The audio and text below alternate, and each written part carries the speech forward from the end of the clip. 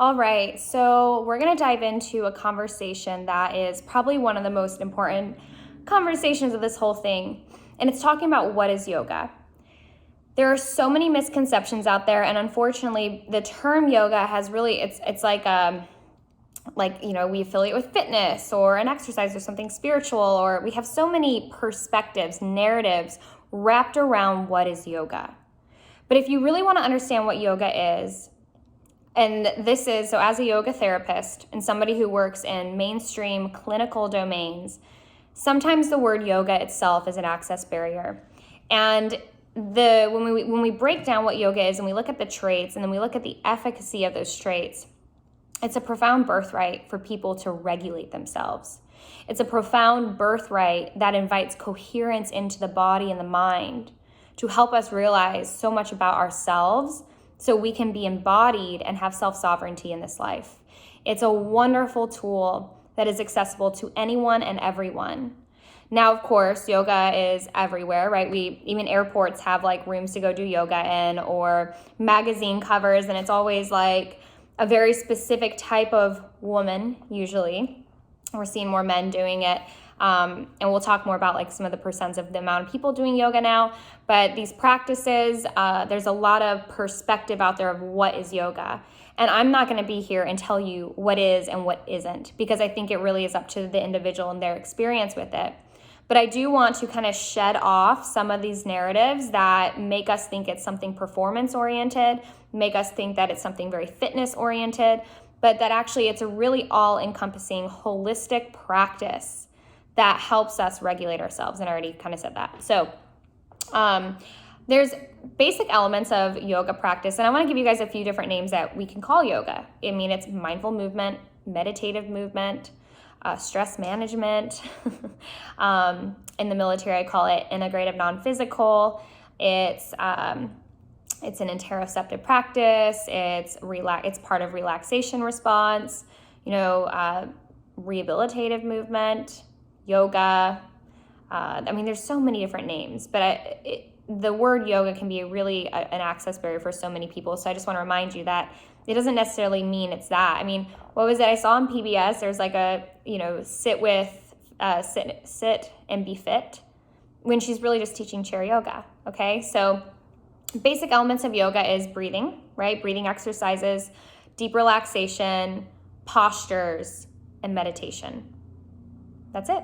That's the whole enchilada. It's just these different traits, and these traits like breathing, posture, meditation, concentration, relaxation, it's blended in so many different ways. There's literally tons of yoga styles out there, tons. So just because you did yoga here doesn't mean it's going to be that in other places. So it's important, I think, to understand, especially if you're a provider or you're in leadership and you're trying to figure out what kind of yoga to bring in. Be very intentional to find out, well, what are you doing, right? Because some of it can be very esoteric and spiritual. There's nothing wrong with the spiritual. In fact, spiritual is very important. Spiritual hygiene is very important. Having a connection with our meaning in life is very important, and that is a byproduct of these practices blended together. So breathing, physical posture, meditation, and relaxation.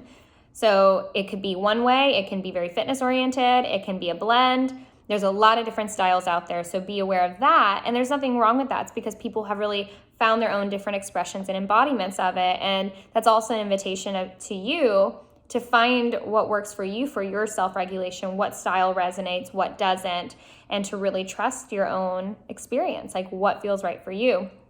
But at the end of the day, it's these simple traits. It's interesting that in 2017, 14% of our population was doing some type of yoga practice, and the numbers have continued to go up because we're finding that there's a lot of efficacy around this, and people are receiving a lot of benefits. So the really important piece, so if we're going to get, as we're moving, not just in gyms and spas, but moving into more public domains, the research is really important, and there's a lot of research out there to support this.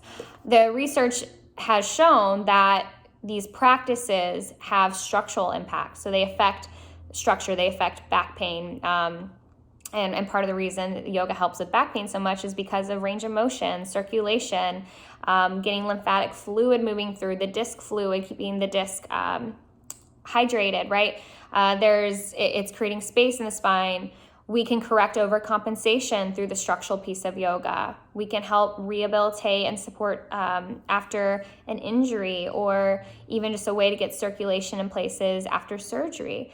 And again, if you just had surgery, you're not going to go and do a crazy high impact yoga practice. You can do restorative. You can do very gentle, very fluid, slow. You can do an entire yoga practice laying on your back. So keep that in mind. There's so many different ways to do it. We know that yoga has impact on mental health, right? They've shown that it helps with depression. Depression is by increasing energy in the body. It helps alleviate tension patterns. It helps us there's a lot of pieces with depression. One of the most beautiful things is literally, like, depression can really the structure gets really, really congested. So by opening, it just helps people feel better. It increases vagal tone. With anxiety, it downregulates. In trauma, it helps us reclaim ourselves. There's a lot of practices for embodiment that helps with mental health. I've talked about this in other videos. We clearly know yoga helps with stress reduction. Watch the other video for that. For pain, yoga helps increase neural input, which is going to disrupt pain pathways. It also helps increase pleasurable neuromuscular pathways in the body. So now we start to learn how to feel good in our body, which disrupts painful pathways. It rewires our system. It helps so much with rehabilitation around pain as well.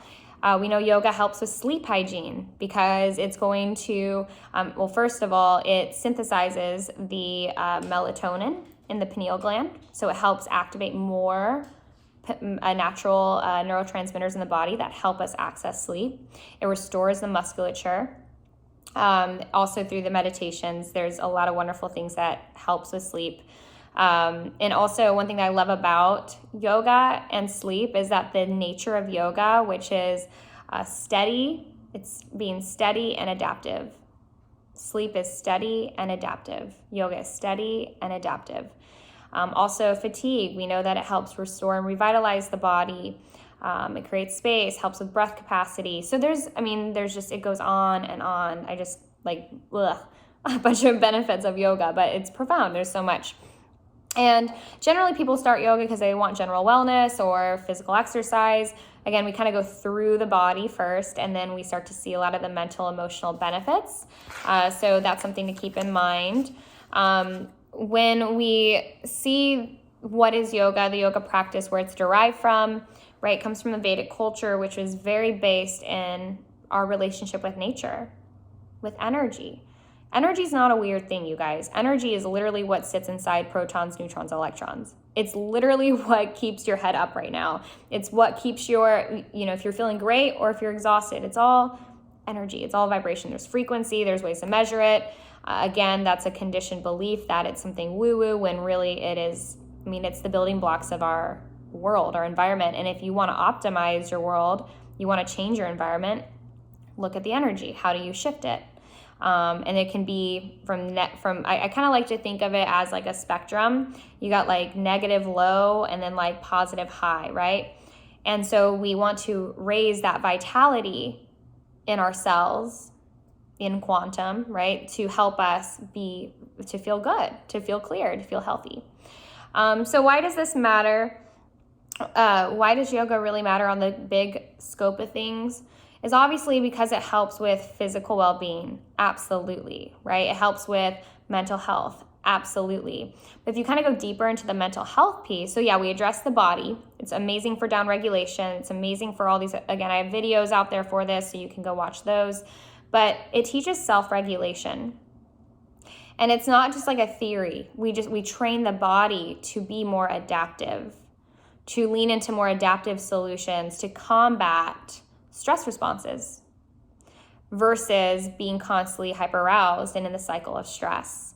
It also helps increase our awareness of ourselves, self-awareness of how we're in relationship with things, our reactivity, our presence, why we do what we do, having more awareness around others and their experiences, so we don't get all in so many combative, emotional, draining experiences, because we're able to see. We're able to have more awareness, more compassion. And then our sense of, when we talk about spiritual hygiene, this is not, it can absolutely be religion. Because these containers give us the same experience in so many ways of feeling meaningful in life. Like, just make it simple. Like, it's about having meaning in life and feeling part of something. And these practices evoke thicker prefrontal cortex, higher brain functioning operations that allow us to feel and see. And it is, you'll recognize, like, you'll feel embodied with it. And it's like, oh, I'm here. I know why I'm here. I know what I'm doing. You'll feel more love. You have these more, again, going back to energy, a higher frequency. It helps us learn how to transform pain into wisdom. It helps us transcend different tension patterns in the body into strength. Okay, so it's a really powerful adaptive tool that can be utilized to have a more coherent life. I think that there's just so much out there about yoga that it can really dilute what it is. And I deal with this day to day, helping reframe and teaching, like, what is yoga. But it really is just the traits. It's very simple, and it can look like, it can be done in a chair, it can be done on your back, it can be done at the wall. There's a lot of different styles and sequences. It just depends on what feels good for you. If you're a provider or in leadership or something where you're wanting to bring yoga to a community or to a group, I would really encourage you to look at, well, what are your objectives? Why are you bringing it? Are you bringing it to help them with stress regulation? Are you helping it to bring it to them for them to have more connection with life, to combat depression, to work with rehabilitation or chronic pain? Like, why do you want to bring it? Get clear about that, and then look for the types that can really serve that.